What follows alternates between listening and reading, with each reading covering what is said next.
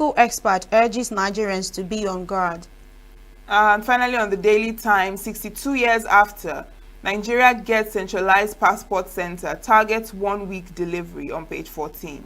And on Daily Sun, Governor Mba, ENUGU to generate 1,000 megawatt from coal, says we will not treat our coal as stranded asset. ENUGU Air to take delivery of 6 planes before year end. MBCC President, ENUGU Estate on the move, witnessing infrastructural expansion under Mba.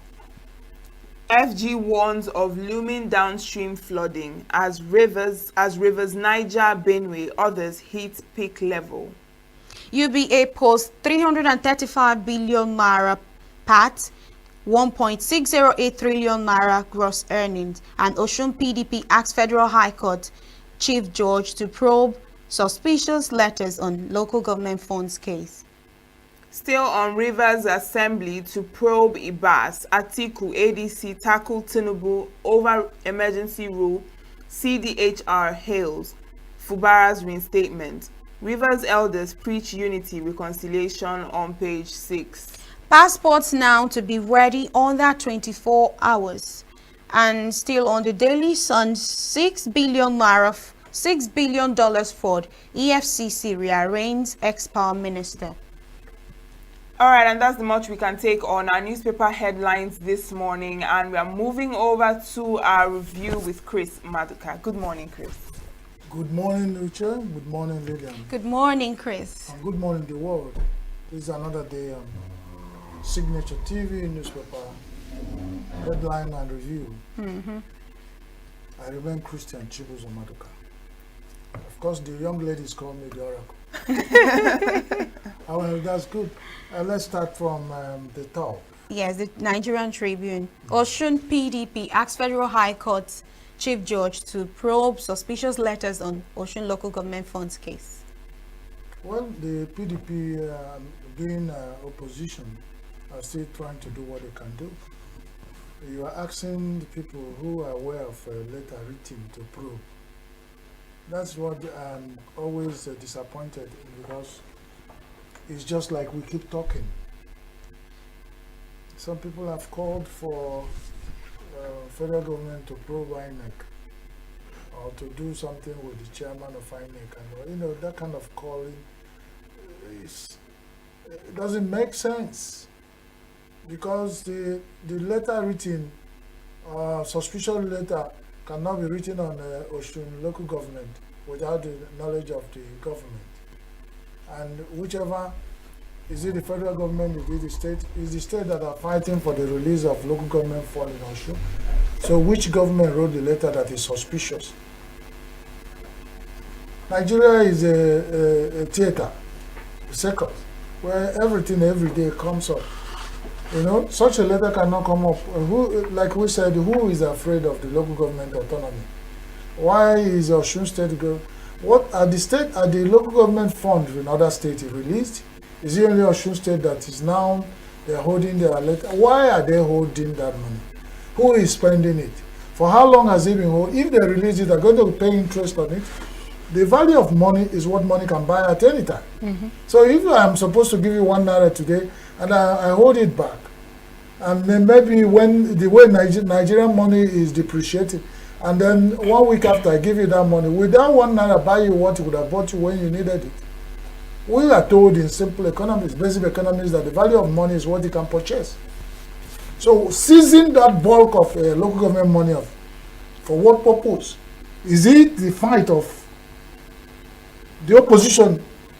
Because PDP is in Osun state. Is it that the central government of APC want to punish? These are issues. And when you give room for people to begin to manufacture, bring up stories in their mind, begin to lead to so many things. Why didn't they release the money when they were supposed to? You are holding it, and it gives rise to people thinking, so you can't come and ask people how to think. If you ask me, I'll say it's part of those, squeezing things that the party at the center is doing to do to any state that is not within the APC. They improve Nigeria otherwise, because all the actions shows that If you are not in APC, your state will suffer. Why singling out to Osun State and seizing their money? So the letter written, you see, you come to Nigerian public space, you're debating suspicious letter. Actually, it's like when you see a baby, somebody is born, you say it's a bastard. He has a father, he said a mother. Is it that one has decided to hide? So there's no bastard in the scheme of things of God. So anybody who is calling anybody a bastard is a bastard himself. So if it's a suspicious letter in Osun State concerning Osun State government money, the person who is calling that money, that letter suspicious, that they don't know is the suspicion itself. Let them stop deceiving Nigerians. Let us begin to do things the right way. Because Nigerians are not fools. Their awareness is catching up. But one day, monkey go market, no return. That's why we want, let things be done the right way. Exactly. Nobody will want a situation where there will be chaos and people are now saying they did this, they did. And when this thing keep piling, one day it will hit the roof and the pent-up anger can turn into anything. All right, Chris, let's look at Rivers State. Now, Assembly resumes sitting. Fubara fails to show up. The assemblies have their House of Assembly. Why is this complication? This man is supposed to resume at the government house. House of Assembly resume at House of Assembly. Is Fubara supposed to report in House of Assembly? The House of Assembly are the part of the problem. So they can even resume before they are asked to resume. And somebody you suspended and you say you should come back. If we were the person, he just come back, he just, would going, all those people that are assembled to receive Fubara, that they say the Port Harcourt street were locked up, the house of, why are they waiting for him to celebrate what? And by now, you know, when, what they call it, a bee, when you have a bee sting, if you see Oporoki Gigi, you will run. So they will think if Fubara has not learned his lesson of playing to the gallery, hey, Fubara, when they sacked him, what did they do? Only the women Yes. came out, protested, and they were diffused and they went into the whole situation. Now, if you look at the street of Port Harcourt yesterday, men, are they not ashamed? And they're looking for Fubara to come and they wave hand. And the Rivers State men should be ashamed. We expected the women who protested when he was suspended to go and receive him. That would tell you the complicity and playing to the gallery of Nigerians. Now is their governor returned. When he was suspended, where were they? What sign did any of them say anything? They were afraid. But the women took the bull by the horn, came out and protested, we want our governor back, until they say it's the opposition that is sponsoring them, and then they dissolve. Not single man. But yesterday, the streets were filled with waiting for Fubara to come and celebrate what? Celebrate that he was humbled and messed up as democratically elected government of Rivers State. They should have allowed the man what they call reflection on his coming back, and they are hitting the street. Let them not disappoint me or disappoint Nigeria. Because they should go back and start licking their wounds and tell the people that even they themselves as the men of Rivers State failed. I think that's why I'm happy I have women we are talking with. Because we are handing over the power to the women. Because it's like, it would be better if women come up, but the women are afraid. You see, it's only the wicked that runs when nothing is pursuing. Because of the mess the men are committed in Nigerian political system. When they say women come in, they're afraid. If they have done the right thing and they are not afraid that they have subjugated women, they should willingly bring women in. But the person who is fond of cutting heads will not allow anybody to pass his back with machete. So that is it. Let's go. Let them keep waiting for Fubara. Fubara has resumed the government house. He doesn't want reception. He doesn't want funfair. Because funfair did not take him away. Why is he using funfair to bring him back? That's controversy. So we're also seeing that people are telling the governor to probe Iba's expenditure. Why are you telling the governor? What does the governor have to do with Iba's coming and going? They want to push him into another. That's it. I think he should learn his lesson. Hey, come. An elder saw a bull raging coming. He was telling the children, Abo, he was running with his bag. Hey, children, come on for the boy. This bull is coming, but he was backsliding using. Fubara should use Nganga to run away from this push. He has known that pushing does not take him anywhere. He only led him to humility. That is what those humility that false humility. You lick your wounds, and there's like a dog that didn't win a fight. He just have his tail behind his legs, and then he's wondering. He said, "Now they're pushing." Before he even resumed, they've gathered at the government house to receive him, and they tell him, "Probe a bus." Was it Fubara that brought a bus? Let the person who brought a bus gave in charge of all the fund of River State. Probe him. If he thinks or he thought that the man didn't do well, the man is coming back to start where the damage. If he's doing now is damage control, he will be the most. I don't know what to use the word, whether it's broadcastable. Stupid person. To go into all these kind of pursuit now. It's too early. It doesn't even call for. If you have good advisor, they say, pull down, relax and reflect and watch. A woman who is a widow was just quietly sitting in her house in a village in a small hut. And it was like mourning over her late husband, and it was like, what will the life bring? He was talking to herself. She didn't know that the criminal had jumped in, watching her from far in the dark. And the woman was like talking to herself, soliloquizing, and said, let me be looking at what you're looking at. Then the criminal jumped up and ran away, thought the woman was talking to her. So the best thing for Fubara is if people push him into another endless and useless fight, all this fight that they fought and wasted 6 months in River State, even before the fight, they wasted some time. What has the River State won? So whoever is pushing him now into another fight of probing somebody you do not appoint. Whoever appointed Bass should go and probe him. Let me not repeat myself. Moving ahead. All right, let's look at Enugu State.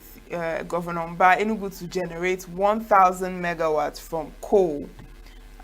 Says will not treat coal as a stranded asset. Enugu is on the headline. We are in this Enugu. morning, yes. We love our Governor Mba and all his, his mindset to make Enugu the hub, both economic, everything a hub of Nigeria. And he has started bringing traffic with different activities into Enugu. I saw a viral video of coal being mined in somewhere in our home. And some people were saying, we never know the coal is still being mined in Enugu. And they were saying that coal is being mined by some Chinese company. If at the end of it all, Governor Mba has realized that even if the coal is being mined secretly or publicly or known and unknown, that he can use it to generate power in Enugu. After all, we have now Enugu Power Regulation Commission, EC. Now, this is the time. Of course, that organization that has been customized from NEC to EC has got us some results, bringing down the tariff power to 160 naira. It was a long fight until the federal government said NEC should, and NEC pulled back. Otherwise, they insisted it must be at the price they set it. They stay in Abuja, set the prices in the tariff of energy in the states. And when the state organizations came, they said, no, we have to think about our people. So if Governor Mba thinks that the coal in Enugu, as coal city, will generate electricity for us, kudos to Mba and Ginwaka. We are supporting you. But let that be that is not an issue of political talk. They talk one and do another. If you say anything in Governor Mba, do it we are here. A small boy was, in the house, his mother is fond of cheating. When the father goes to work, the mother will bring in a boyfriend and will be cheating on the husband who is going to ride Okada. And one of the days, the man was told that their wife cheats. So the man played a prank, stayed in one place. When the cheater comes back to cheat with the wife, the man stormed the house. And the wife hid the cheater under the bed. And there was a long time the man pretended. He lay down on the bed and the cheater was under the bed. When it was night to sleep, the small boy was laid on the ground and he was eyeball to eyeball with the cheater. The boy, he trusts the young generation boys. Well, looking at the cheater, he was asking him, where you go cheap? My mama cheap here. My papa cheap here. Me, I cheap here. Where you go cheap? They were asking him, Junior, what is happening? Junior. Junior will keep quiet. Sometimes he will say, where you go cheap? So, that is the thing. Where they go cheap, we are watching. We are here like the small boy who is the mother cheats. And we are watching the government. If they do what is right, we say kudos, like this one that the governor buys. But when we suspect they're doing something wrong, we say, I'm Ukwanyo. That is it. So that's about Nigeria, and that's what we are doing in newspaper review. There is an alarming headline here. Woman burns minor's private part over witchcraft suspicion. They should get the woman, burn her private part, and one is one. Is it that the witchcraft are in private part? Is it where witchcraft stay? Ignorance, primitivity, stupidness. Put all of them together in anything that happened in 2025. Anybody who had that kind of mindset shouldn't live. You should be born. In fact, the first of all, cut out to the person, the woman's private part, roast it, give her to eat before they burn her alive. Because this is wickedness against the minor. This is, you don't think, but if you think there's a witchcraft, the African people know how to fight witchcraft. It's not, they don't use force or physical or kinetics to fight spirituality. They know what they do in their concoction and voodoo. Why catching you? This, I should think that some organizations who have mandate about child rights should go first collect the woman. Of course. They should crucify that woman. I don't know, but we should begin to do tit for tat. It may pay for everybody. You start with the woman who is primitive, because in a primitive society you have primitivity running around. So you use also homeopathic approach of using the disease to cure the disease. Because very soon some people want to justify morality, religion, and all. When somebody bites you for head, you didn't think about your brain. If you want to bite the person for nyash, why should you think about the shit? Exactly. All right, now let's look at, on The Guardian, we're seeing this issue of brain drain, exhausted doctors, long wait times, test public hospitals' care capacity. Is the thing on a decay. That somebody say on a decay, the thing don't get to crescendo. The young doctors have all jackpot. The older ones who are now say they are consultants, pediatrician, consultant, physician, consultant in neuropsychiatry, and a consultant of everything, are all at work now. And they are forced to do the work of everything, both the one that nurses will do, the one young doctors will do, and they are aging. Some of them are dying away. Sometime in the future, we sat here and they told us that the brain heart surgeons in Nigeria are only 60. 60 heart surgeons to cater for 240 million Nigerians. On a decade, the thing is getting to crescendo. You go another one that the nurses have all gone. What you have now is not say Lisa. All those quack, the ones that they gather them from the street, unemployed, they can sew uniform and give them. If you go to hospitals now, you see nurses wearing it, you wouldn't know one will wear red, one will wear green, one will wear, just because they are quacks. But nurses are professional nurses, will wear white, dressed professionally. When you see, these are the things that. So the thing we get to crescendo where, of course, for the politicians, it doesn't concern them when they fly abroad, But you get to the point where, I don't know. But what are we saying? We are sitting on keg of gunpowder. We cannot eat. And my father told me, Nago boy. So hunger is sickness. You can eat. The hospitals, even when you don't have money to buy Panadol. One woman was lamenting on a viral video that Panadol they used to sell 15 naira. Now sells for 1,000 naira a sachet of Panadol. You can eat. You can't even treat headache. Is it malaria that we treat? Malaria we used to treat with 25 naira chloroquine. Once everybody has malaria. It's a common thing. So you say when after every month your own comes up. Now you can't treat malaria with anything less than 30,000 naira. So most people are roving malaria. They can. So what can we treat when it comes to the case of cancer and all those issues of some dangerous sicknesses that have surged up? Is those ones? Who are the doctors? They are not more there. The ones that left are aging and the work is overwhelming there. Look at how it was described. Fatigue. Before we go, Any goat that is lying on his ground is lying on his skin. How you tell somebody how to eat is something. Nigeria, the way you put your mouth is the way you lie. And we are lying on it, so let's not complain. But the thing is that we are not lying together. There's no equality. The people that our leadership positions have a way out and they left us here. And very soon, 2027 that preparing is coming, they will come to vote for. They will go to the cemeteries to ask for those who have died. Every day people are dying, insecurity, health issue, accident, flooding, so much issues in Nigeria, kidnapping and killings, and they are preparing for 2027. No problem. All right, Chris. Thank you so much for your review this morning. Is it already? We're out of time Yes. already. Oh, you Yes. are out of time. Yes. Oh, thank you. Thank so God leave you it are out here. of time. And well, for those who have had the opportunity of watching us this morning and listening for any part of the world, God bless you. God bless Nigeria. And remember, God's blessing are for those who deserve to be blessed. God bless you. Thank you so much, Chris Maduka, for that review. And that is where we end the conversation on our newspaper headlines and review. Do stay with us. Signature Morning continues.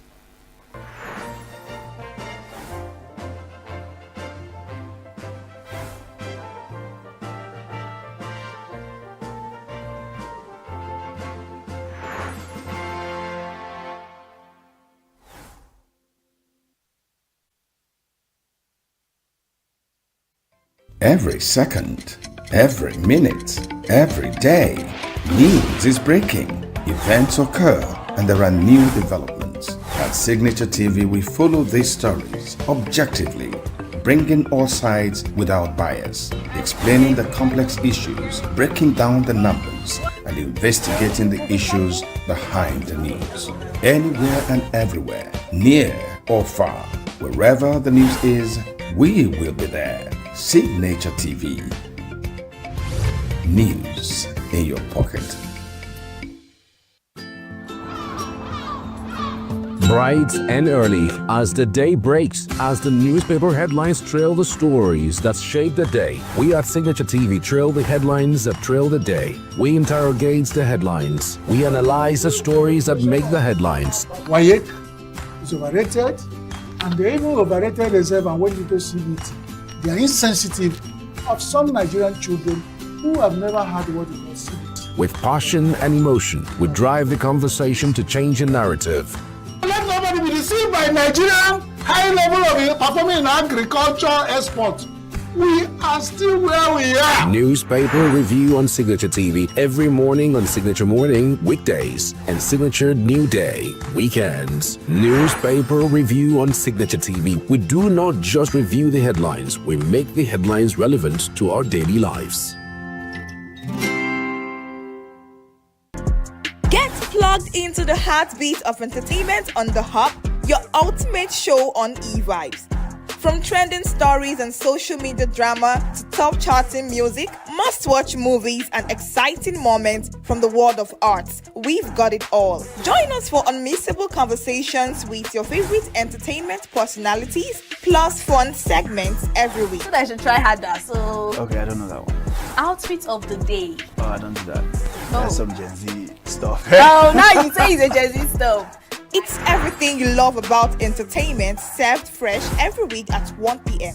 with weekend repeats just in case you missed it. The Hub's on eVibes, where the vibes never stop. Only on Signature TV.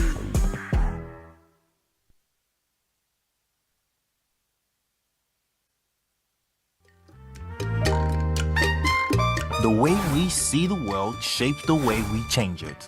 Gender isn't just a checkbox, it's a lens, one that helps us understand the world more deeply and act more fairly. Gender Perspectives, a program for those ready to see more, do more, and be more.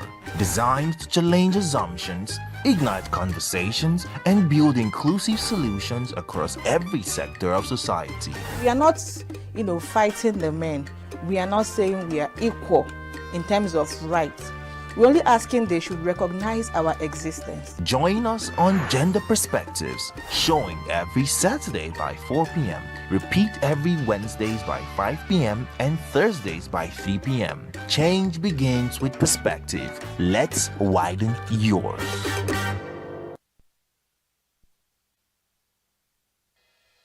Health is more than a diagnosis. It's your lifestyle, your choices, and your future.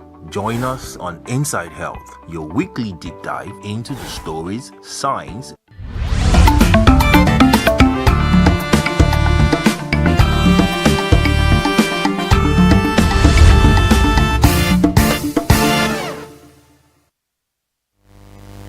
Welcome back. Now, youth empowerment is a topic that is often discussed, particularly in terms of government policies, NGO programs, and mentorship from the older generation. But a very important question to ask as well is, how are the young people supporting their fellow young people when it comes to sharing skills and creating opportunities and offering things like peer mentorship? So now with us in the studio this morning to give more insight on this is Miss Ifesina Chinwebo.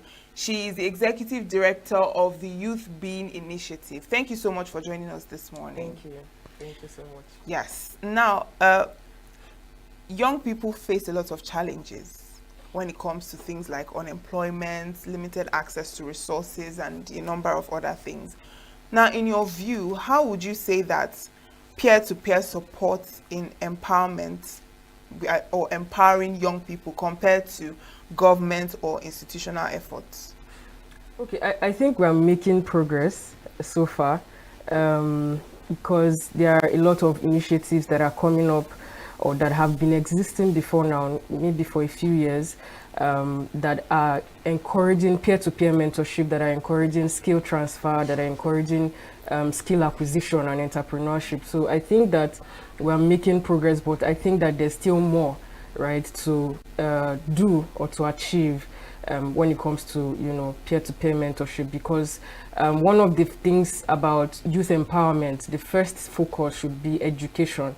Right, and in the youth policy that that was released by the Ministry of Youth and Sports few days ago, the first focus on the document was education. Right, so I think that we are making progress, and there's still much more to explore.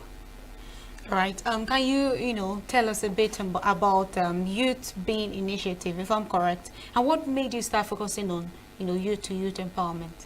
Okay, safe to say that I'm a young person. Okay. So, I think that there's so much. I think the future is Africa, and I think the future of Africa is Nigeria. And I also think that the future of Nigeria is the youth. So, boiling down from the youth, the young people, building capacity, because I feel like that's where our potential is. And somebody said that Africa is like a gun and Nigeria is the trigger, right? Mm-hmm. So why the Youth Being Initiative, right? The Youth Being Initiative just started when I was I hadn't even gotten into school at the time, but I just knew I had a passion for young people and I could write. It actually started as a blog initially, okay. So it wasn't a full-blown organization. And I just started writing about things around leadership, self-identity, because I'm passionate about helping young people discover their potential. We have a lot of young people moving around, taking jobs, and they're still finding, they don't know themselves, they don't know why they're doing what they're doing, and everybody's just hustling and trying to survive. So I believe that a life of fulfillment is the key. Whatever you're doing, it has to start from a place of purpose. So that is, the focal point. Then I was writing a lot on my blog, and then by 2021, we evolved into an organization. We began to go to secondary schools, and currently we are running the second edition of the Spark Academy, which is a 1-month boot camp for secondary school leavers. So the bridge between leaving secondary school and getting into the university, the youth being helps these ones understand purpose, leadership, goal setting, and all of that. So yeah. All right. Yeah. Now, but looking at how youth support youth, now we have a lot of situations where you see a young person who is doing well in a particular sector, maybe entrepreneurship or, whatever. And you ask the person, how did you do this? How are you able to, can you just walk me? And they'll be like, oh, well, you just have to pray to God, or, they just tell you something that is so vague and so, so I would like to know, how can young people support their peers in building sustainable businesses and creating opportunities for them? I think it has to start from the point of that young person seeing beyond themselves, right? I mean, if all is in my head is to just succeed and be successful, and not minding who is coming before me or who is coming behind me, I don't think empowerment would be in the person's mind, right? But if this person wants to build something beyond them, impact basically, right, the person would have a consciousness of intentionally raising other people, and that's where mentorship comes in. And I believe mentorship, starts with you first, right? And you being willing to share that, to other people. First things first, that person must be impact driven, must want to help or the younger generation come up. So saying is the grace of God and all of, and all of that. It's actually the grace of God, but practically, I think we should, young people that are up there should be open to mentoring other people that are coming up, because we are a lot. They are a lot. All right. In communities where cultural norms and the likes limit girls' participation and marginalization of, example, people with disabilities, how do you measure that? How do you make sure that everybody is included? I think that there are organizations that are focused on these, particular people that are disabled, or that have disabilities. I think is to bring them into those rooms, into the table, and have these conversations with them. And I know that we're getting a hang of it, including them in when we're, building auditoriums and all of that, for them to be able to access knowledge. Because take, for instance, we have a hall, that does not have a place where wheelchair can come into the hall. So how is the person going to be able to attend those kind of conferences? So I think that we're getting a hang of it. I mean, in ENUGU, I've seen quite a number of conferences give rooms for, conference rooms rather, give rooms for that. So inclusion is non-negotiable. So we have to be able to include them in what we are doing. Okay, speaking on inclusion, do you think in Nigeria that the youth are politically included with what's going on? Yes, I think the youth are not exactly included. The youths are fighting to be included. Oh. Do you understand? And I think that we're starting to do that, and it's a step in the right direction, because if we don't speak up, they won't want to listen. They won't. In fact, there are no rooms there, to be honest, for young people. In political area and all of that, because they don't want, they don't want young people to come in, and because we have dreams, we have ideas, we have a lot of things we want to explore, and they are not open to that. So they would rather keep you out of the room than bring you in. So I think that youths are fighting, and that's a good place to start. But looking at the fights, do you think that that fight is something that would yield results in the nearest future? Because I mean, looking back at NSAS, that was a huge movement, and at the end of the day, it just went down. And there have been other, there was the End Bad Governance as well. There have been a lot of both big and small ones that just went off like that. So do you really think that the fight that the youths are fighting is actually making any kind of impact or change? Okay, you cited, the protest, and while all of those things are good, I think the youth needs to be strategic, right? Beyond coming out protesting, shouting, all of those things, they made their own difference when it did. But I think we should learn from that, the fact that just like you said, after all of those force, it died down. But when we are strategic, when we gather data, when we do research, and then try research advocacy, walk into these rooms, gain positions in these places, because that's how you do advocacy, right? There's the place of protest and all of that, but there's also the place of research and data-driven change. If we want to change a particular place or sphere or influence, right, we have to be able to take positions, enter these spheres by ourselves, and not just speak from outside. But let's begin to enter, into these rooms through positions, but little by little. I think we're going to get there. Yes. All right. So many critics would say that some of these youth empowerment programs are just for the cameras. They are short term, and then some of these organizations that they create a room or expectations that they cannot sustain. Is that the case for the Youth Initiative program? Your initiative. I wouldn't say that. And I remember that I said that we're currently on a 1-month bootcamp. So what we're doing is we're doing a pre-assessment and a post-assessment, right? And what that means is before the academy started, we took a data from the students, where they are, right? And after the program, like next week, we're going to be done. We're going to take a post-assessment from them to know the impact of this program, and then how we're going to create systems, to sustain it, because one of the idea of the 1-month bootcamp is mentorship, right? And I don't know a lot of them, but I think some conferences, some can be for the camera, just to let it be that, okay, we did conference, join us, everybody wear their suits, look corporate, snap, and that's the end. But I believe that beyond that, there should be systems that would sustain whatever it is that has been gotten. And you start by being intentional even before you plan the project, right? Every project should have a purpose, a goal.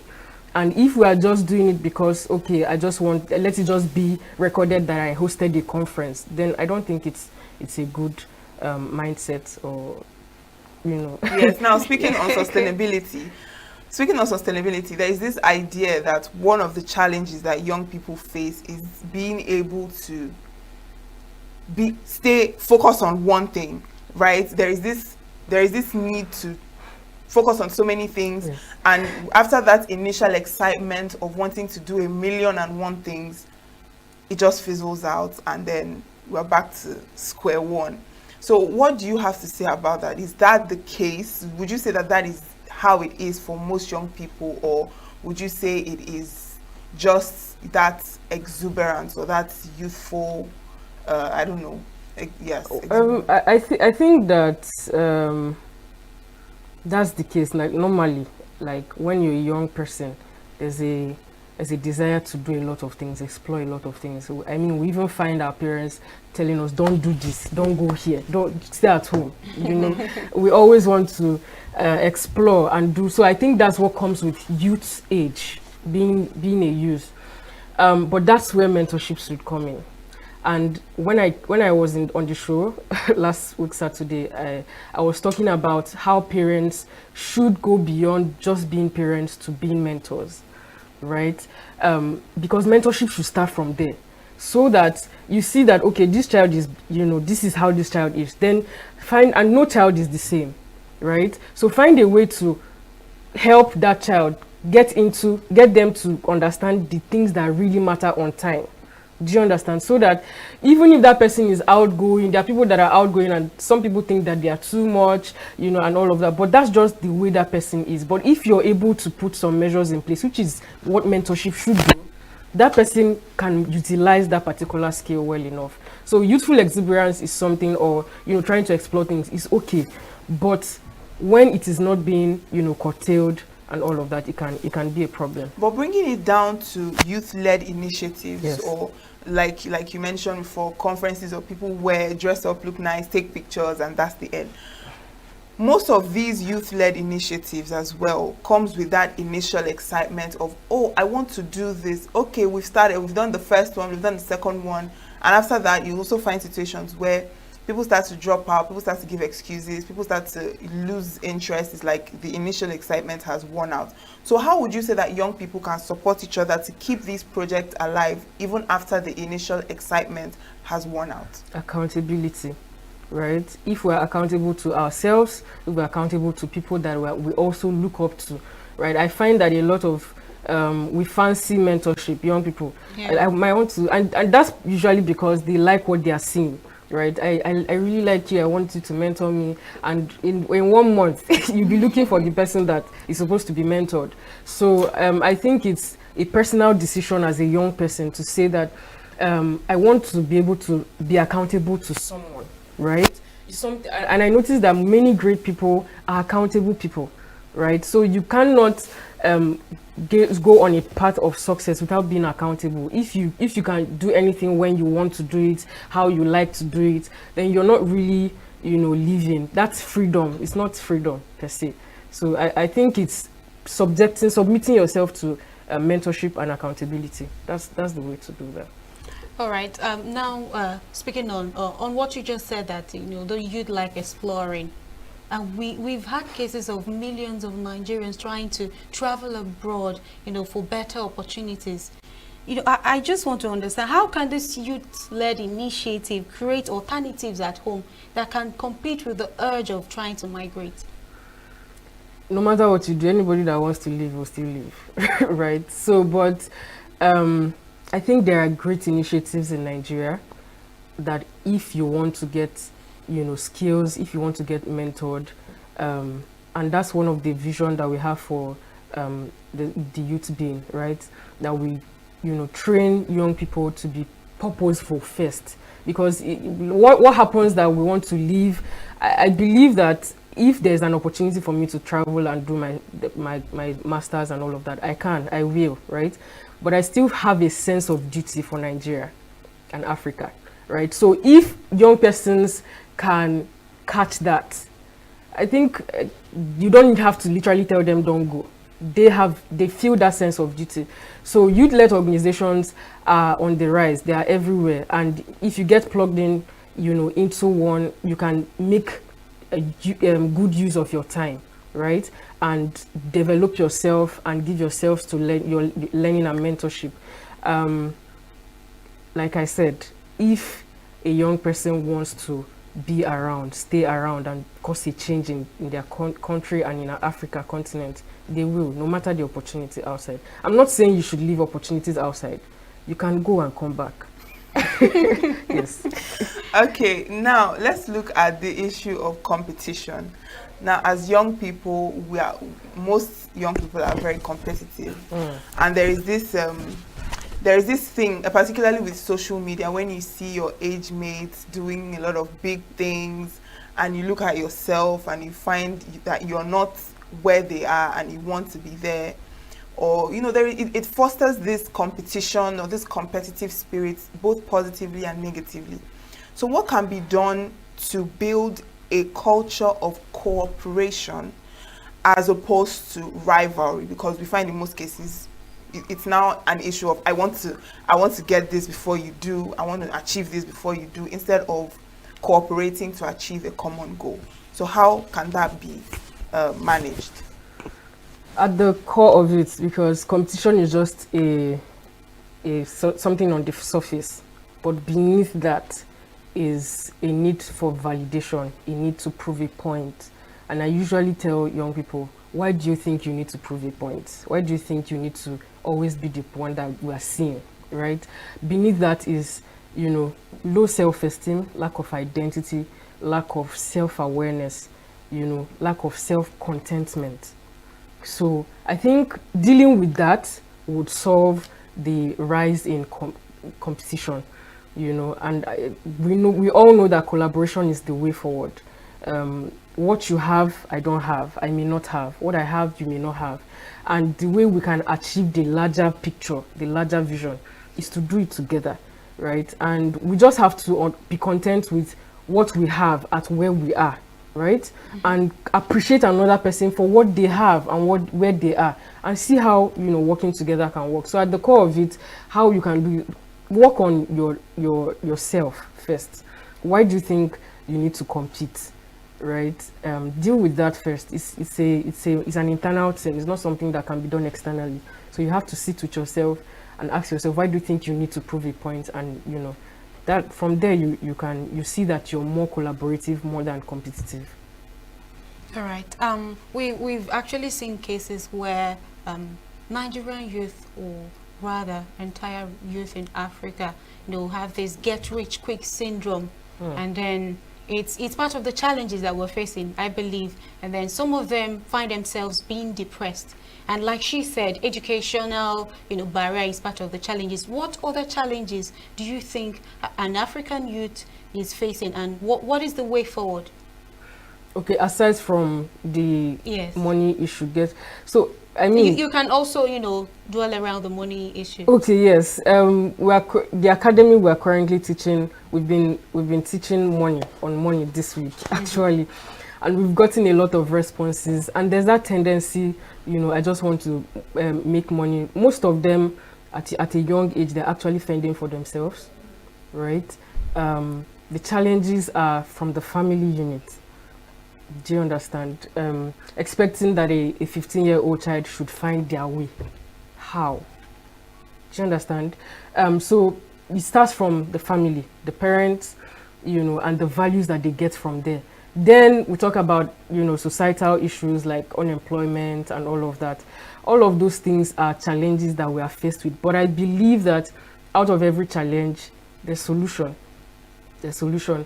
And when we begin to look beyond the challenges and begin to ask, okay, how, and that's how the youth being started, how can I contribute my quota? I may not reach the how many millions of young people in Nigeria, but how do I start from where I am?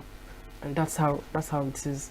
That's how I started. So the challenges are there, but you must look beyond the challenges and that's where resilience comes in, consistency comes in, you know, all of those skills, you need them to be able to thrive against all odds, because people that have made it have also made it beyond, even with the challenges, right?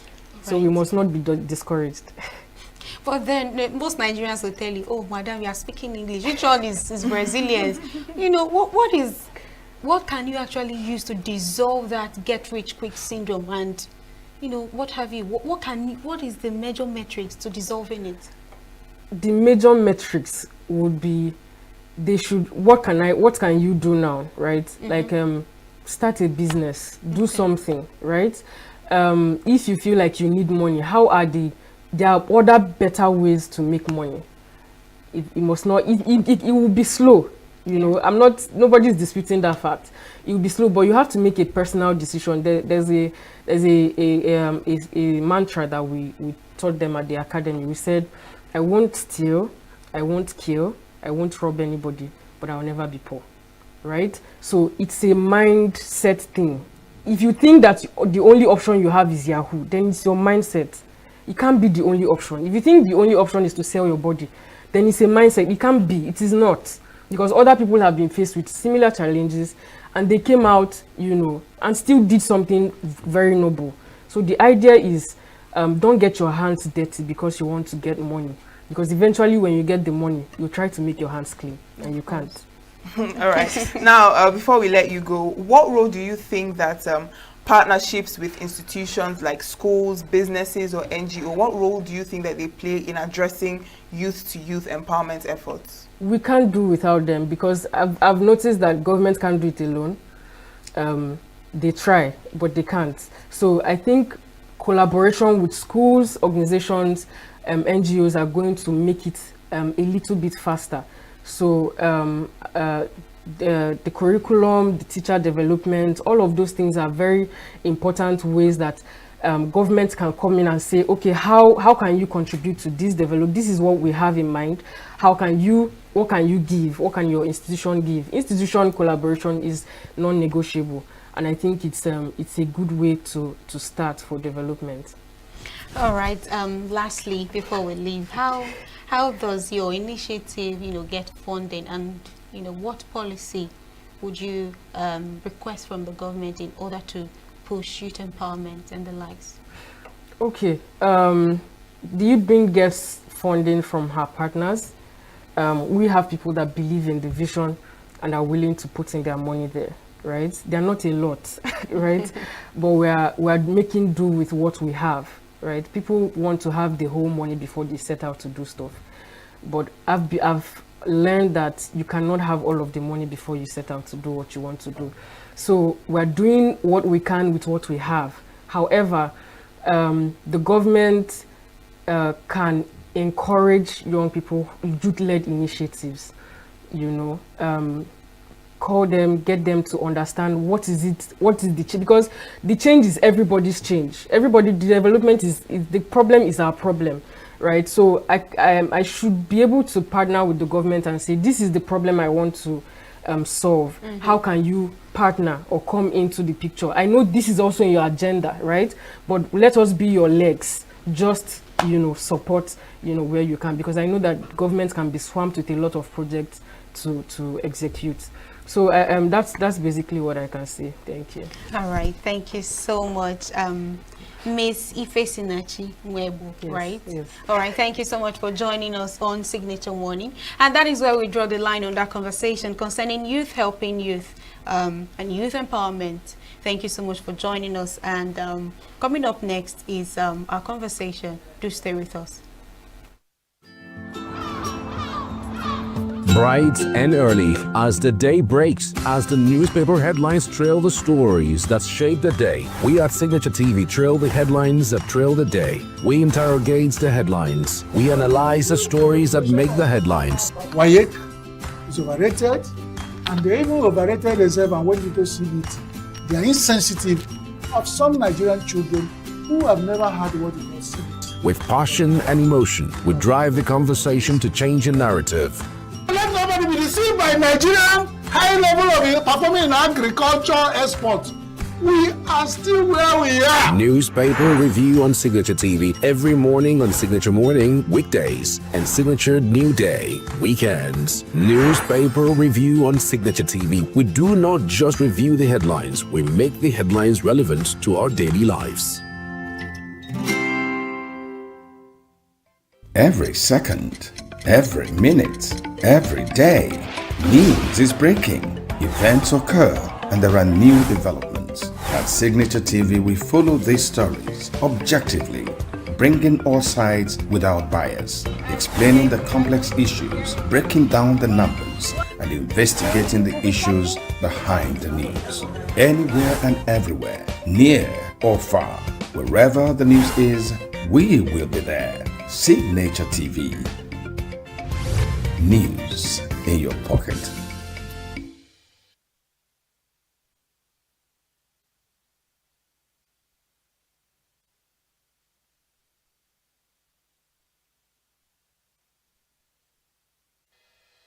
Health is more than a diagnosis. It's your lifestyle, your choices, and your future. Join us on Inside Health, your weekly deep dive into the stories, science, and solutions shaping your well-being. From expert interviews to real-life journeys of healing and hope, we cover it all. One of the complications of cancer management or treatment is they have some of them, at one point in time, you see them having anemia.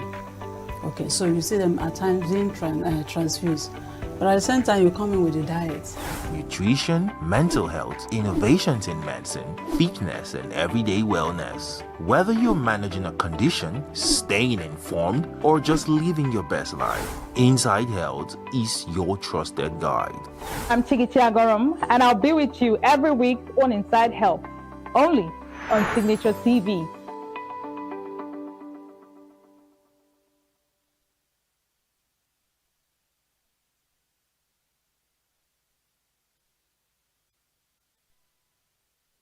Every second, every minute, every day, news is breaking, events occur, and there are new developments. At Signature TV, we follow these stories objectively, bringing all sides without bias, explaining the complex issues, breaking down the numbers, and investigating the issues behind the news.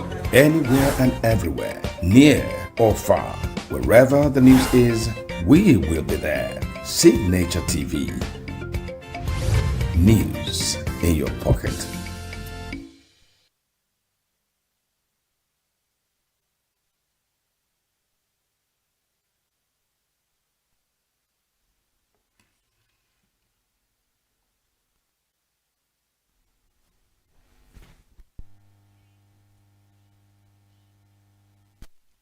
Welcome back. Now, after 6 months of emergency rule in Rivers State, Governor Similai Fubara is officially back in office.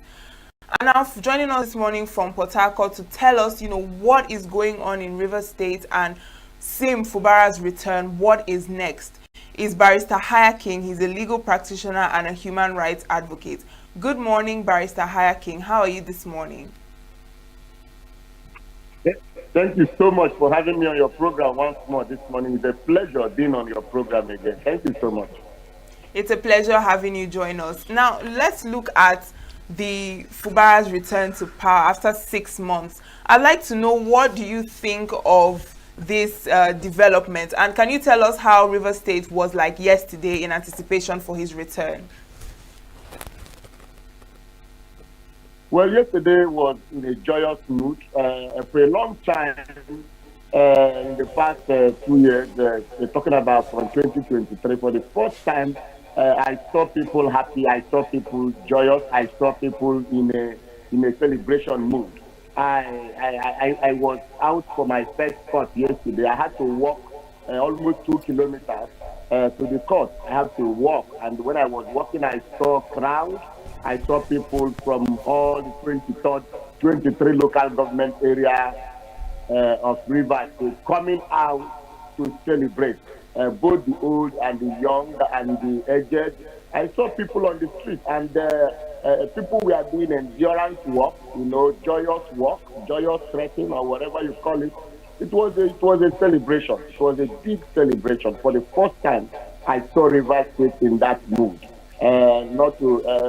People were not running, people were just walking and gyrating and happy, singing and dancing on the street. So it was a very, very good thing for the Rivers people. People were happy that the governor that they voted for, that they are back, that the House of Assembly people that they voted for, that they are back. So people were happy to see their representatives, to see their governor, to see people who they want to do something for them back on their job and at their desk. So it was a very, very big celebration. And I'm told that the same thing happened in all the local government areas of the yesterday. That all the local government, that was the same thing that was witnessed in all the local, from the information I got. So it was a very good development yesterday. 18th of September 2025 will now be like the 30th of 1967. The 30th of May, like the day Rivers State was created. It was a joyous thing. It was a good one. It was a good development. Right. Yes, it's quite nice to hear that people were excited on Governor Fubara's return. But it also, information also got to us that Fubara, failed to show up to, welcome or to see the people who came out to welcome him, and most of them left in disappointment after waiting for about 12 hours. So I'd like to know, what was that about? How was that looking like in Rivers State? Were you there? Well, yes, for him not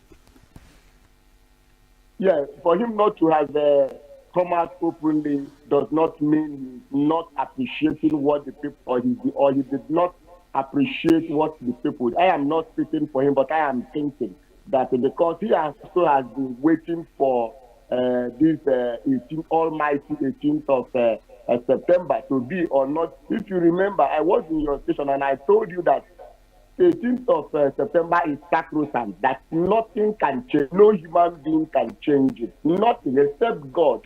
And if that change comes from God, it has to be something that is something that will be remarkable. I told you that I told people, all my interviews, I've told people I've never had doubt about 18th September. Even Tim himself never had doubt about the 18th of September. It was sacrosanct. It was cast on stone. Nobody could have raised it or changed it. No, nothing would have happened on the 18th of September, contrary to him coming back to his job. So I think that what would have made him not to be around today, 18th of September 2025, may be something beyond his control. You know, circumstances, there are circumstances that may be beyond your control. I understand that he traveled. Maybe he was not able to come into Nigeria or come into the States from wherever he traveled to, maybe outside Rivers. It's something very extremely important, not because he neglected the people. I don't feel neglected at all. I was part of that went out, so I walked past government house myself. I took videos of the people I saw. So I know whatever must have kept him. Tim is not somebody that will disrespect people. Tim will not disrespect people. I know him. He's not somebody that will disrespect anybody. But people that come to in solidarity with him to pay their respect, to thank God with him. I don't think his absence is an act of disrespect. I don't think it's an act of disrespect. I think it has to do with something that is beyond his control. I know whenever he comes, he will apologize to Rivers people. The first thing he will do, his first appearance, he will apologize. He will tell people, "I'm sorry." I know he's a humble person, so there's no way he would have done anything contrary. Even the House of Assembly members too, I don't think they addressed the press. Them too, not addressing the press. I don't think it was an act of also respect to the Rivers people. They are happy too. I understand that they met yesterday, they sat yesterday, and they immediately went into to start work. So that shows you that they have all of them are eager.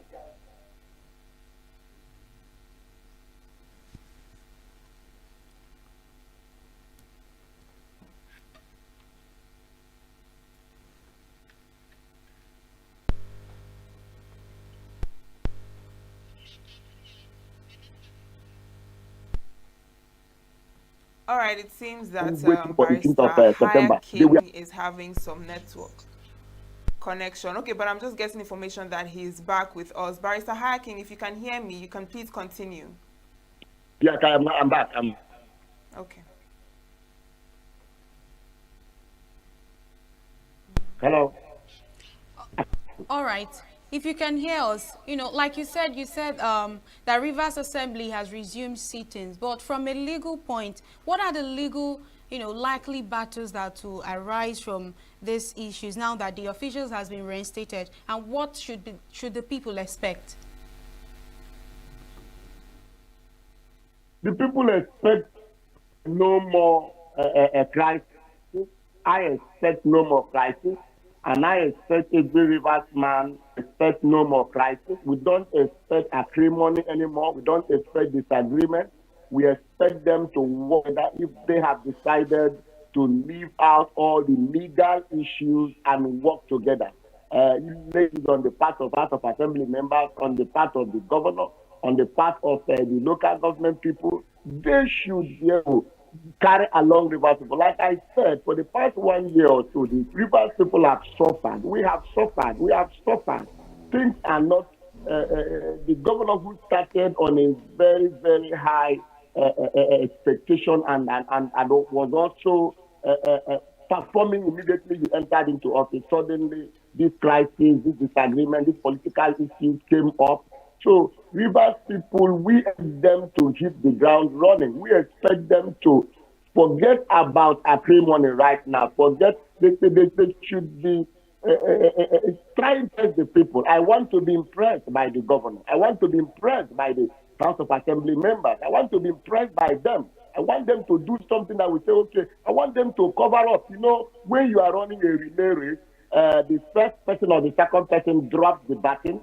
You drop the baton, then you that come to pick up the baton. When you pick up the baton, all other opponents have done like 10 yards, 20 yards. You need to double up. You need to hasten up. You need to rush to be able to meet up, to be able to win a medal.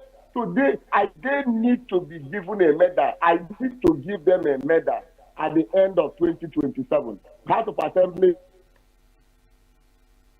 give them a medal. The river people need to give them a medal. We have lost over 1 year. So I should see doubling up everything they are doing. They should hasten up. Time is of no essence anymore. Or they will come to me and begin to tell me about return tickets, going back to the House of Assembly, going back to them. They should do something because I'm going to give it to them. They should impress me. They should double up. They should not to run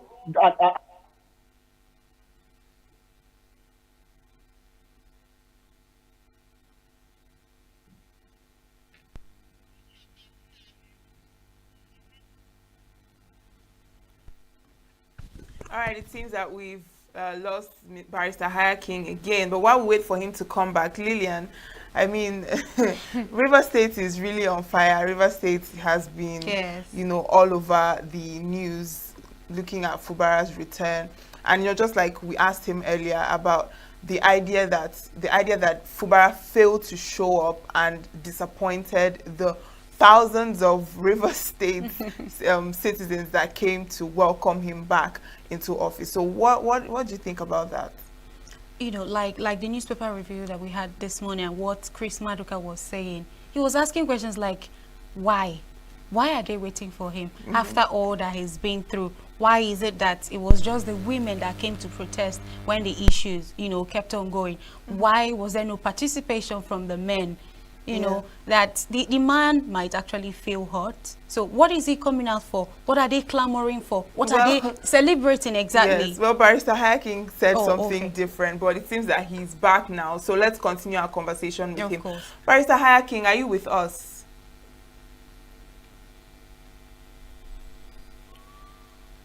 Can you hear me? Yeah, I'm here. All right, before we lost you were giving a response to one of the questions asked. Can you please continue?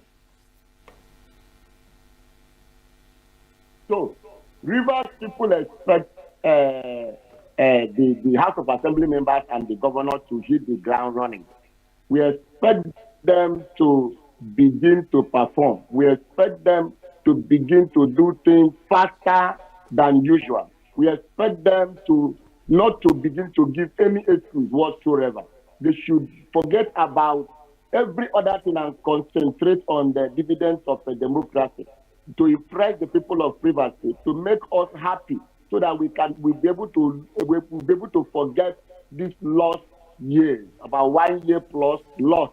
So they should be able to impress us going forward in 2027. They should be able to do something that we will say, okay, nevertheless, you behave like this, you did this, but you are faster now. That is what I expect from the governor and the House of Assembly members. Immediately, not to waste time, to begin to do things, begin to cooperate, begin to do things the way they ought to do things. Right. Now, there has been this idea of this conversation about the strength of Fubara's position. People have the opinion that his return to power is a bit shaky, with political deals limiting his autonomy. So I would like you to give us your opinion on how strong do you think his mandate is now, and what challenges do you think might face his exercising authority? Let me say this. I think I've said it before.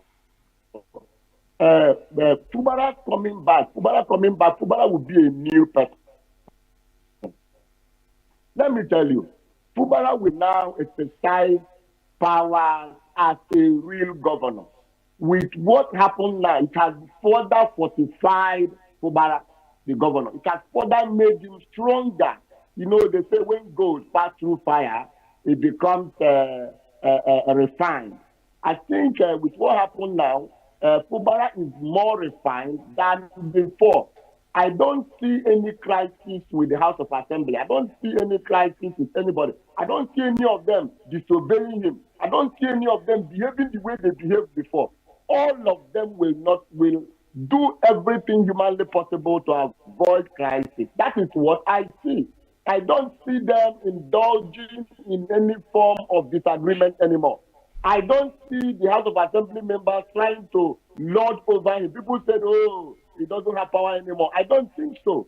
I am thinking that Fubara will now have more power than he has before, more influence than he has before, more authority than he has before. I don't see them. Nobody wants to go through what they have just gone through. None of them wants to do that. I don't think any of them wants to do that.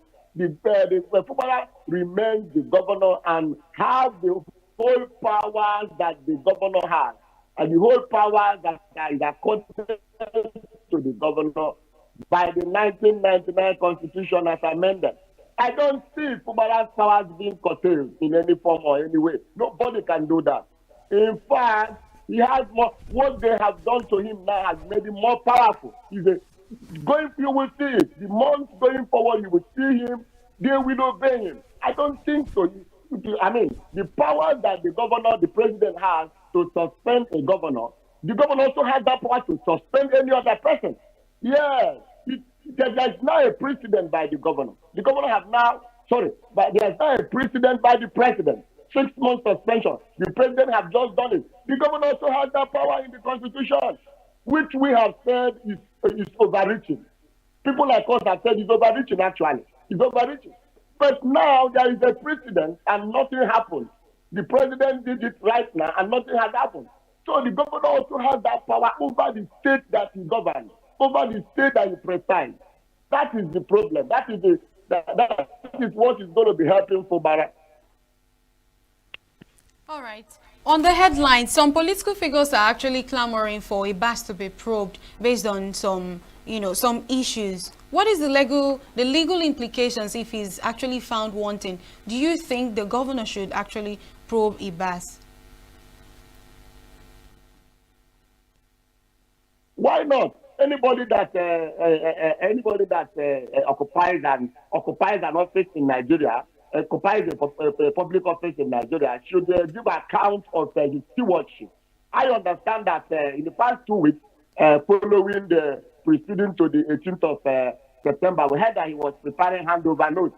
So those notes will be handed over. Definitely, all the money that accrued to Rivers State in the past 6 months, he would definitely have said, okay, in the past 6 months, I got 6 trillion. I have spent 4 trillion. I have spent 5. There will be accountability. There is no way he wouldn't have rendered an account. So if Fubara looks at those accounts and thinks that it's necessary to say, no, we don't understand this figure, we don't understand that. So it's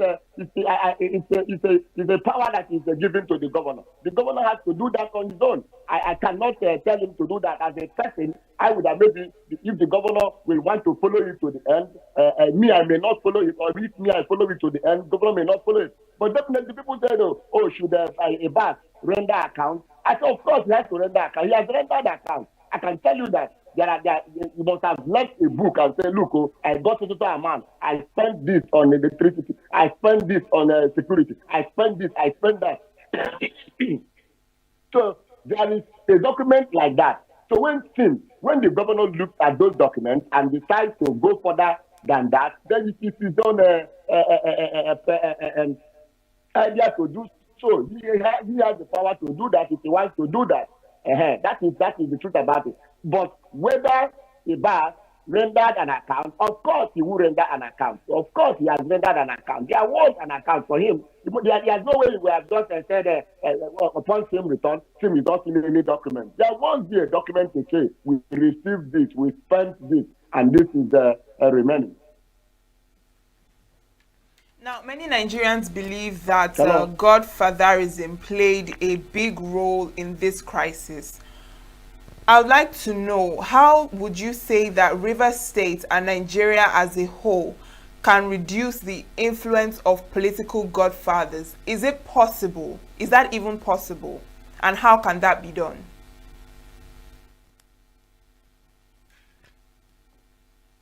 Godfatherism should not be the norm. But unfortunately, in Nigeria, godfatherism is the norm. Godfatherism is the in thing. Godfatherism is the way to go. It's unfortunate. It's not just in Rivers State. We saw it in Lagos. We saw it in Kogi. We saw it in Anambra, even when the governor was adopted. We even saw it even in the presidency. Every president wants to produce somebody he likes or somebody he wants. It's a big challenge. It's a very, very, very, very big challenge. Unfortunately, whether it can be reduced or eliminated is another story. Will the political class be willing to make it not to exist anymore? Then again, the constitutional provisions. The Constitution provides enormous powers to the executive. The Constitution gives the president, the governor, so much power over and above every other arm of government, over and above the judiciary, over and above the legislature. That is why you see that the president can suspend a governor. A governor can suspend House of Assembly, seize their allocation. A governor can suspend a CJ, seize the CJ's allocation, and he cannot do anything. Now, if the president goes to that level of not meeting up with constitutional requirement, who suspends him? Nobody can suspend the president. Nobody, except through impeachment. And impeachment is a Herculean task. Impeachment is not something that is achievable in Nigeria. It has never been achieved to impeach any of them. These are the safeguards they put in the Constitution so that you will not be able to even recall. It's another Herculean task. It's very, very difficult to recall or to impeach. Every time you see governors that have been impeached in Nigeria, when they go to court, they say it was illegal. To meet up the requirement, to follow the requirement as provided in the Constitution, step by step, and achieve it is always difficult. You will see that at a point, they would decide to jettison the Constitution and go ahead and do the illegality. And courts will say, no, this is illegal. Right from Balarabe Busa of PROP in 1979, 83 or so, all down of all this while.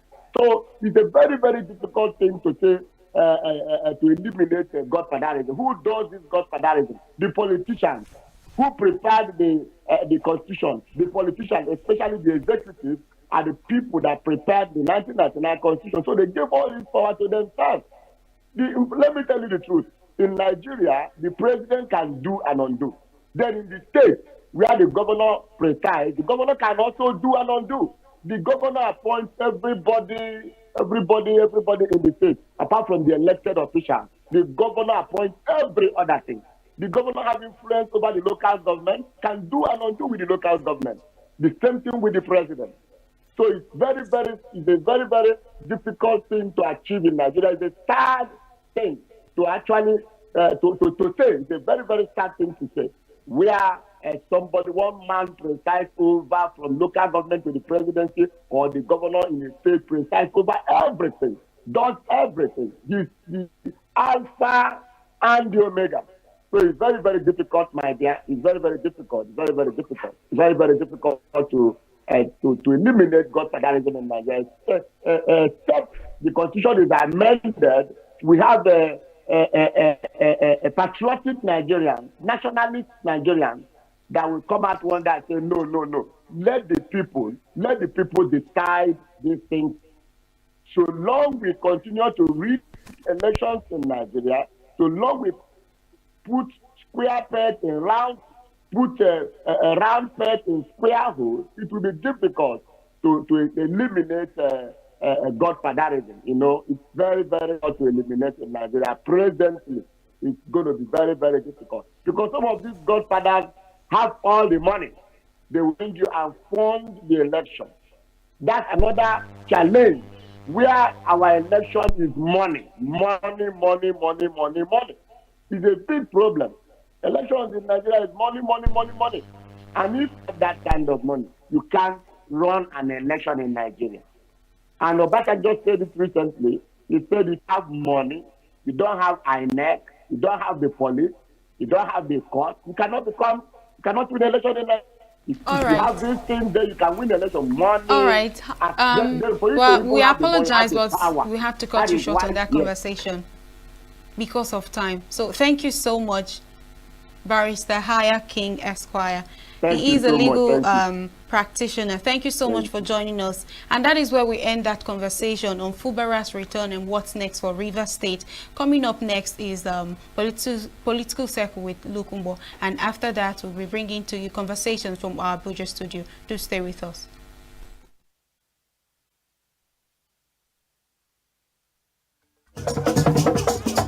With a population of about 36 million people, the Southeast is awash with stories. Every day on Southeast News, we tell the peculiar story of the Southeast and her people. Our Southeast should be the Silicon Valley of Nigeria. Their successes, achievements, and daily challenges. Do you have a Southeast story to share? Community achievements and challenges, completed and uncompleted projects, bad roads, water scarcity, erosion, flooding, insecurity, or even disagreements? Bring it on to Southeast News. On Southeast News, no story is too big or too small. Southeast News. Let's tell our story. Showing on Signature TV every weekday at 4 p.m. WAT, 1600 hours GMT.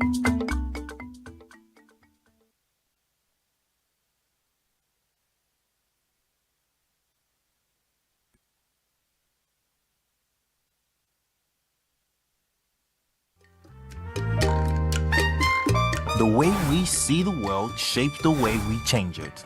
Gender isn't just a checkbox, it's a lens, one that helps us understand the world more deeply and act more fairly. Gender Perspectives, a program for those ready to see more, do more, and be more. Designed to challenge assumptions, ignite conversations, and build inclusive solutions across every sector of society. We are not, fighting the men. We are not saying we are equal in terms of rights. We're only asking they should recognize our existence. Join us on Gender Perspectives, showing every Saturday by 4 p.m. Repeat every Wednesdays by 5 p.m. and Thursdays by 3 p.m. Change begins with perspective. Let's widen yours.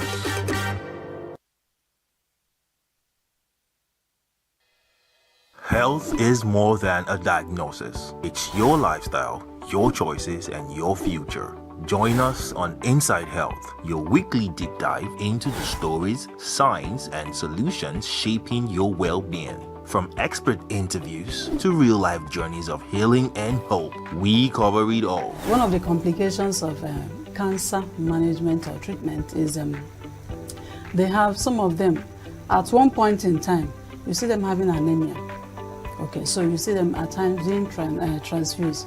But at the same time, you come in with a diet.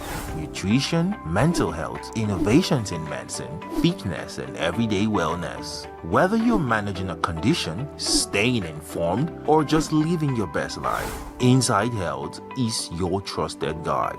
I'm Tigichi Agorom, and I'll be with you every week on Inside Health, only on Signature TV.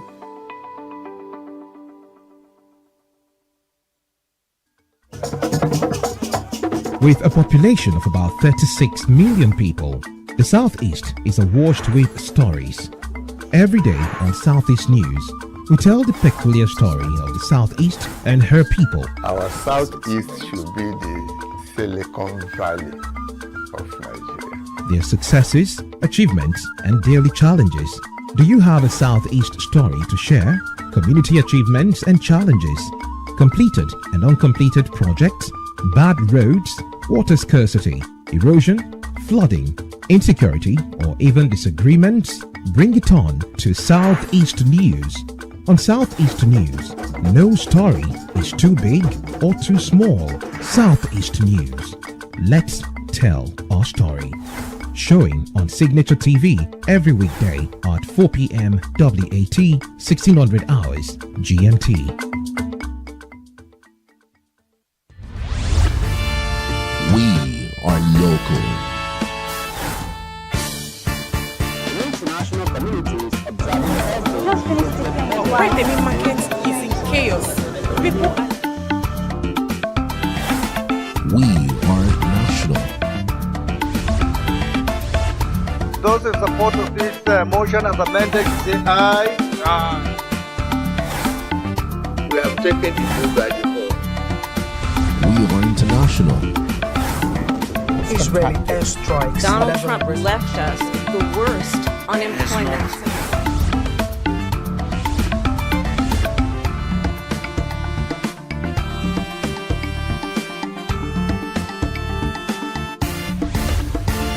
Signature TV, news in your pocket.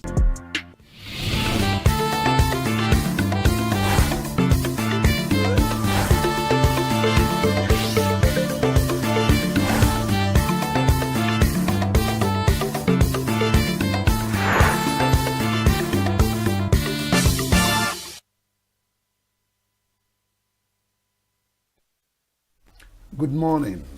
Welcome to Political Circle on Signature Television. 2 days ago, the former sole administrator of Rivers State, Rear Admiral Abbas Ibak, officially handed over to Governor Simi Fubura. In his address during the ceremony, he said, and I quote, "It is with gratitude in my heart and humility in my spirit that I address you today for the final time as administrator of our beloved state. 6 months ago, Tinubu entrusted me with the sole responsibility of steering Rivers State through an extraordinary moment in its history.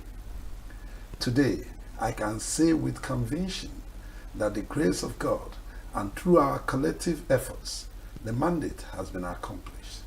Law and order has been restored.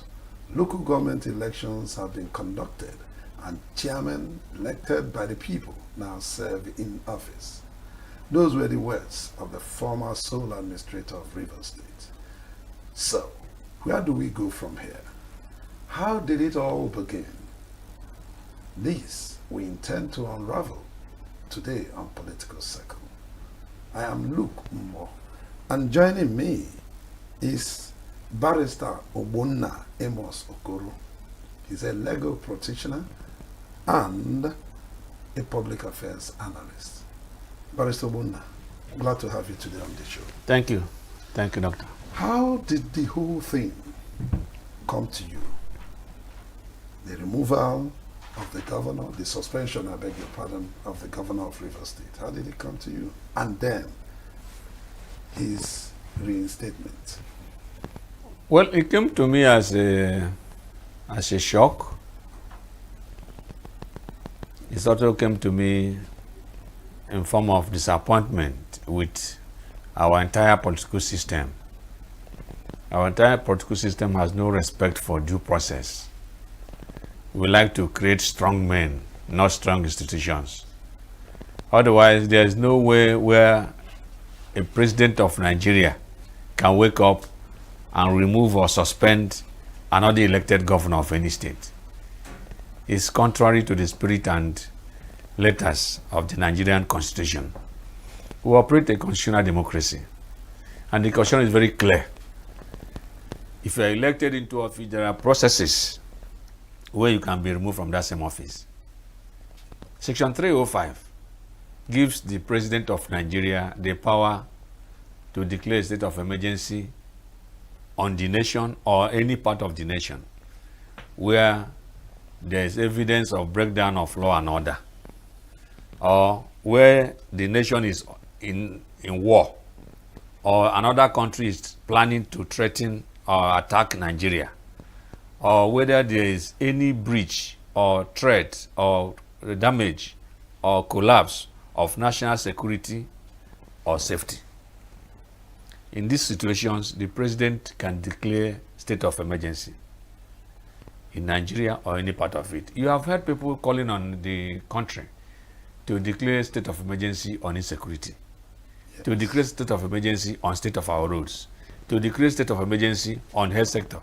This is cause for the country to give special attention to these segments. Now, if you declare state of emergency on insecurity in Nigeria, are you going to remove yourself as president? Are you going to step down? No. What it requires is that we should mobilize national resources to face that particular problem or sector of the economy without necessarily tampering with people who got there through the vote of the people. Now, Section 188 makes it very clear how a governor can be suspended or removed. It could be only by the House of Assembly, or by death, or by resignation, or when he falls terribly ill that he cannot capably function effectively. These are the conditions. There is no way an elected president can remove another elected governor. Unfortunately, this matter was contested. It went to the Supreme Court. Supreme Court is still sleeping on it.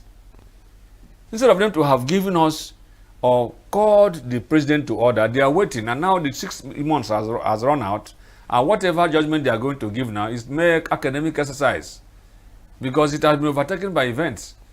Remember, it was Obasanjo that started this infraction in 2004, Plateau State, when there was this ethno and religious crisis in Plateau State that was so violent that lives and properties were compromised in Plateau State. He declared the state of emergency and removed the governor or suspended the governor. It's not the procedure. It's not the procedure. The Senate seemed to have approved it. Yes, because we have a rubber stamp Senate. Like the Constitution 305 says, if you declare a state of emergency, the Senate has to approve it within 2 days. If they are not in session, then they must reconvene immediately and approve it within 10 days.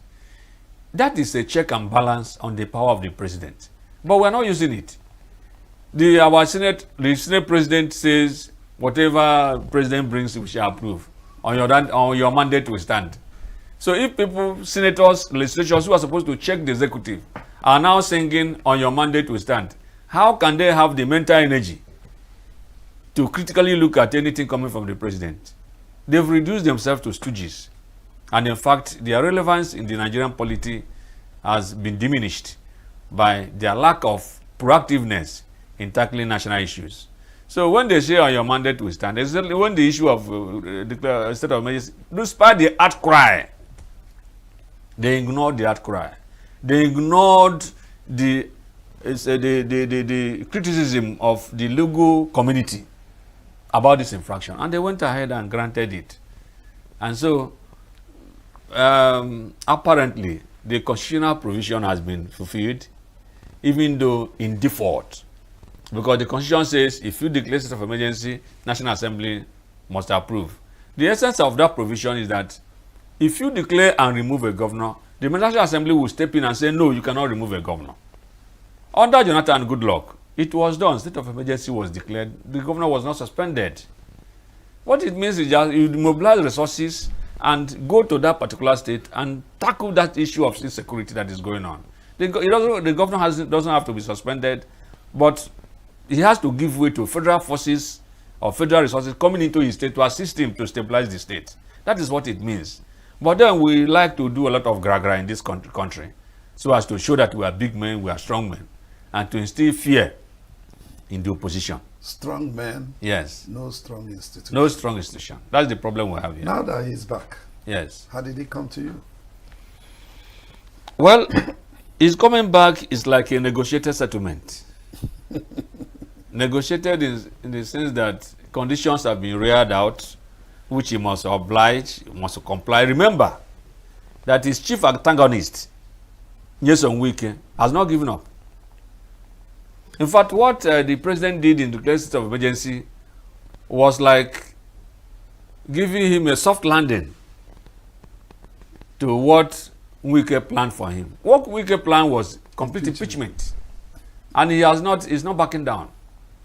He's not backing down. You can see that the House of Assembly was reconvened yesterday, and immediately, in less than 2 hours after they reconvened, they issued an order to the governor to submit list of his commissioners nominee, and they present the budget for 2025. They didn't even take time to sit down on their seats, and they are issuing orders. The same thing that caused the problem.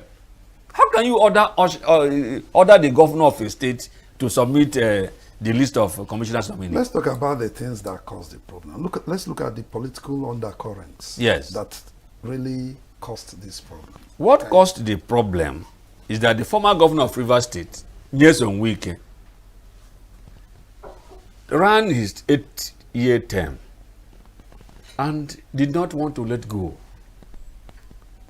He still wants to be in Abuja and be in Rivers. He feels that if he gives the governor enough powers, that he will steal his structure. Remember, he is nominated by the president to work as Minister of FCT for a special purpose. That purpose is to hold Rivers State for him for 2027 election. Because Rivers State, because of demographic figures we see in Nigeria, is very critical to any national election. And he did his best in 2023 to do what he knows how to do best, to make sure that he corners the vote of Rivers State for APC. And he was rewarded with the appointment of FCT minister. The president is still interested in FGC, in Rivers State. Yes, the president. We have Lagos, Kano, and Rivers. The highest numerical strength in demography and in voting strength. So now, leaving a governor, a PDP governor in Rivers, and you now working for APC, giving the government the governor enough powers to run his state will mean that he will take away your structures. And that is why he's fighting. And he has succeeded in turning the entire structure in Rivers State to APC. And so he hasn't let up. Now, Chief Fubara has to comply with all the conditions that have been reared out for him. Otherwise, the issue of impeachment is still staring him in the face. So, as a matter of fact, he's an embattled governor, to say the least. But I heard Mwike recently, I think it was yesterday, saying that Fubara was part of every decision taken while he was on suspension. In fact, Mwike was quoted as saying that he visited Fubara by 1 a.m. because he felt that Fubara is the elected governor, so he must give him the respect. And that's why he visited him by 1 a.m. so as to be sure. Terrible, terrible politician. I listened to him on channels last night, and I was appalled at the courage and lack of rectitude of one man. And he negotiated from the point or position of weakness. He has no negotiating power at all. If he visited Fubara by 1 a.m., it is to warn him to abide by his conditions, nothing else. Were you there? Mama. As a political analyst, I can tell you confidently that if we can visit Fubara by 1 a.m., it's not a friendly visit. It is to warn him and that if you return, this is the way you should go. If you don't go this way, remember, I can still do it again. You know Wike now. Wike does not back down until he has achieved his purpose. He's such a person that fights and fights with the totality of anything he has. So that visit is not a friendly one. And that is why, of course, Fubara was not there to receive. Because he's still consulting as to whether the conditions are palatable or not. Because the risk is that if he refuses to come back to the government house, he will have his reputation and dignity intact. He risks impeachment, like I said before. He risks serious impeachment if he gets back to government house. So he's weighing his options. Was that why he didn't show up yesterday? I think so. I think so. He's still, and you know he has his own constituency. You know, he's consulting. He's consulting. And it is better to remain as he is than to come to the house, to the government house, and then be impeached by the House of Assembly within weeks. You know? And that is what Wike is fixated on doing. I don't have any doubt about it. So what are his choices? Because you see, he's going to work with a House of Assembly that are not allies. He's also going to work with some local government chairmen that are also not allies. How is he going to maneuver? He's going to be there as a lame dog, a complete stooge, a placeholder. So he should come to terms with the fact that he's going to be a placeholder from Wike there. He should not go there and begin to conduct himself as a governor. That is the solution. So you are saying that they must have succeeded? They have succeeded already. They succeeded like yesterday. They have succeeded. We don't have a governor in Rivers State. What we have is Wike doing his third term in Rivers State and accept and doubling as FCT minister. That is just what we have in Rivers State. Fubara cannot come to Rivers and exercise the function of executive governor without the consent of his benefactor, I will call him. Because Wike still feels that he is governor today because of him. And that he also has the powers, of course he does have the powers, to remove him. So are you saying that they cannot have any good relationship? Because I want to recall that while Fubara was in suspension, I saw the two of them, Wike and Fubara, together. A lot of things happen in politics. Let us know those things that are happening. Enemies, mutual enemies sit in politics and eat together and laugh together, but they are still in their fixated positions. A lot of things that you see Wike and Fubara, everybody has his own mindset. Everybody. It doesn't mean that they have reconciled. It doesn't mean, like I said, Fubara is operating from a very weak point. Now remember, they still have, Wike still has the powers to create so much problems for him, even if he decides to not to return to government house. They can just begin to do some phony investigations and slam him with certain charges of mishandling the finances of Rivers State or whatever. They are trying to investigate the retired Rear Admiral. No, that one is a joke. Nobody can investigate him because he came on an assignment. And the assignment, he has perfected it. To take away the Rivers State resources for the use of the president. Remember, the president mobilizing funds for 2027 election. So he came there, they withheld local government allocations, have been released, and a lot of resources that he met, he cannot account for them. So of course, there will be accounting. But those accounting will be what Wike wants it to be. And there's nobody that can do anything about it. Are you suggesting that he is above the law or what? Of course he's above the law. Wike is above the law as we speak in Nigeria. He is. He is. How come? Because the system has made him such a vampire, such a mighty man, that is beyond the checks and balances of the law. Remember when the journalist drew the attention of the president to his reckless conduct as a FCT minister, destroying people's houses, confronting, the president merely laughed and said that that is the kind of person Nigeria wants. Because Nigerians don't obey the law, they don't pay their tax, they don't pay a property rate. That is the King Wike that they want. That King Wike is doing very well. So what such a person, is he not larger than life? Such a person, which instrumentality of the law can you use to control him?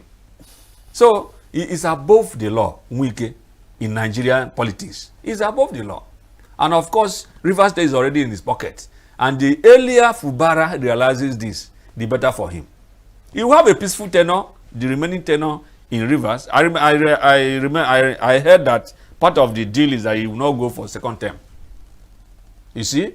So the earlier he realizes what is in for him, the better. So, but how are all of these things impacting on the people?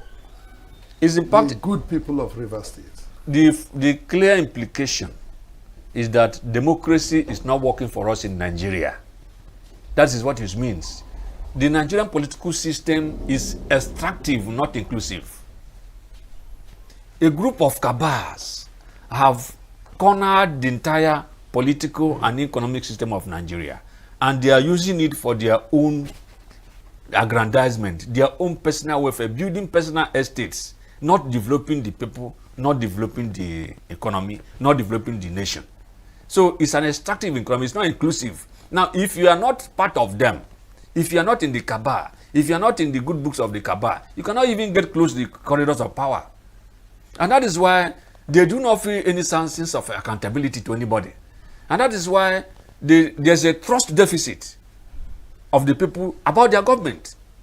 And that is why there's voter apathy. Even as we look at the coming election in 2027, people feel that they will always do it the way they have always done it. 2023 election was not credible. We all know it. The cabal already knew the person that will be the president and the person they don't want to be the president. And what did they do? On the election day, they allowed the National Assembly election to go peacefully through IRF, and then they switched off IRF for the presidential election. For the glitch. For the glitch, and they called it technical glitch. Technical glitch, a system, 2 elections going on in the same day, and one has the technical glitch, the other one did not have. What happened? The court told us that it is not their responsibility to know what happens in the election. So if you are alleging that technical glitch was manipulated, it's a criminal allegation. You have to prove it beyond reasonable doubt. And the court dodged the bullet so that they will not say it was the court that foiled the grand scheme of the cabal. Of course, the courts also in the hands of the cabal because they ensure their comfort, they ensure their promotion, they ensure the increment in their emoluments. So when you have the cabal or executive taking care of the judiciary like this, how can such a judiciary stand up to vilify what such executive has done? So the problem we have today is leadership selection process. It is faulty, it is useless.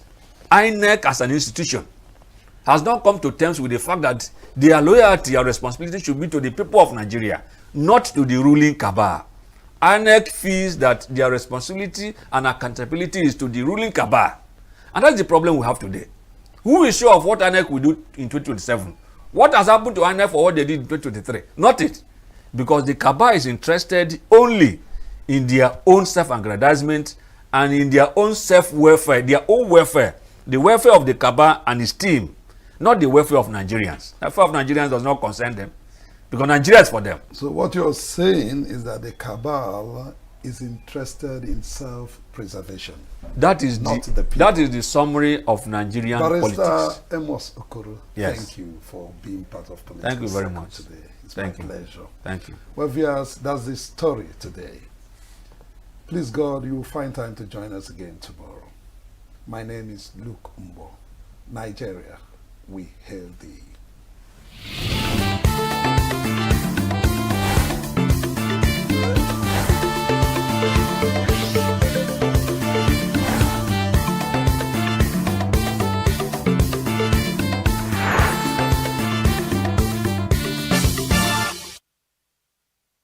Every second, every minute, every day, news is breaking, events occur, and there are new developments. At Signature TV, we follow these stories objectively, bringing all sides without bias, explaining the complex issues, breaking down the numbers, and investigating the issues behind the news. Anywhere and everywhere, near or far, wherever the news is, we will be there. Signature TV. News in your pocket.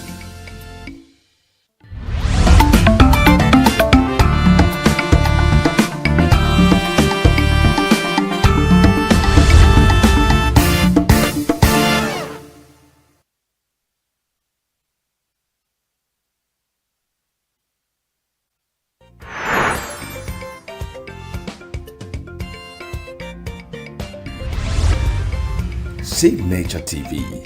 News in your pocket.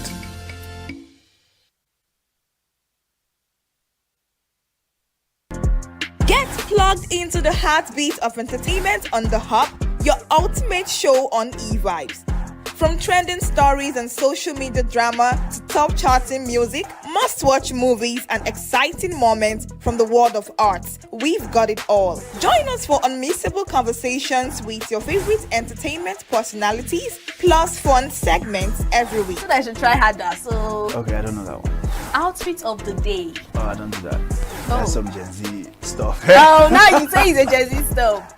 It's everything you love about entertainment served fresh every week at 1 p.m. with weekend repeats just in case you missed it. The Hubs on E-Vibes, where the vibes never stop. Only on Signature TV.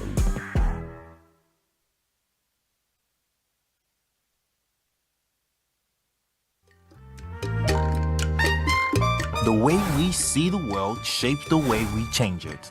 Gender isn't just a checkbox, it's a lens. One that helps us understand the world more deeply and act more fairly. Gender Perspectives, a program for those ready to see more, do more, and be more. Designed to challenge assumptions, ignite conversations, and build inclusive solutions across every sector of society. We are not, fighting the men. We are not saying we are equal in terms of rights. We're only asking they should recognize our existence. Join us on Gender Perspectives, showing every Saturday by 4 p.m. Repeat every Wednesdays by 5 p.m. and Thursdays by 3 p.m. Change begins with perspective. Let's widen yours.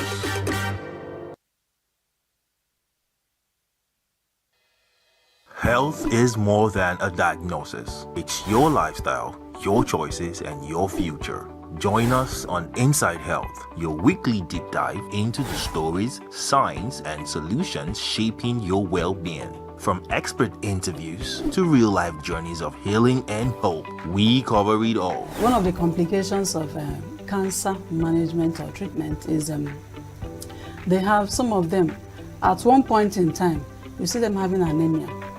Okay, so you see them at times being transfused. But at the same time, you come in with a diet. Nutrition, mental health, innovations in medicine, fitness, and everyday wellness. Whether you're managing a condition, staying informed, or just living your best life, Inside Health is your trusted guide. I'm Chigichi Agorom, and I'll be with you every week on Inside Health, only on Signature TV.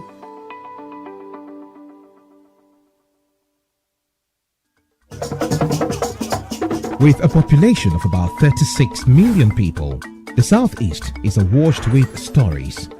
Every day on Southeast News, we tell the peculiar story of the Southeast and her people. Our Southeast should be the Silicon Valley of Nigeria. Their successes, achievements, and daily challenges. Do you have a Southeast story to share? Community achievements and challenges. Completed and uncompleted projects. Bad roads, water scarcity, erosion, flooding, insecurity, or even disagreements? Bring it on to Southeast News. On Southeast News, no story is too big or too small. Southeast News. Let's tell our story. Showing on Signature TV every weekday at 4 p.m. WAT, 1600 hours GMT. We are local. The international community is observing every Just finished the Where the main market is in chaos. People are... We are national. Those in support of this motion as amended, say aye. Aye. We have taken the bill by the board. We are international. Israeli airstrikes. Donald Trump left us the worst unemployment.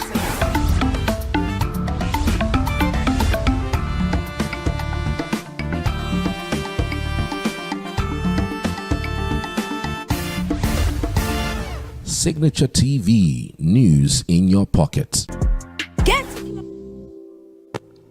Well, let me welcome you to our program this beautiful, beautiful August morning. My name never changes, remains Mwabos and Joko. Now, why do I look relaxed and happy this morning? It's because it is not always that you have the opportunity to climb an Iroko tree. And when you do, we say in my part of this country that you should get as much firewood as you can. It's not every day that you have that opportunity. So I'm going to get as much firewood as I can this morning. All the firewood be coming from Nigeria's oil and gas sector. And my guest, Mr. Bennett Korea, DOI. Now, I'm going to contest that title with him in the course of this conversation because he's the Dean of Imo. I find out whether his community is by the side of Imo River. But before I do that, what are we discussing? Bennett Korea is the national president, let me be sure about it, of the Natural and Gas Suppliers of Nigeria.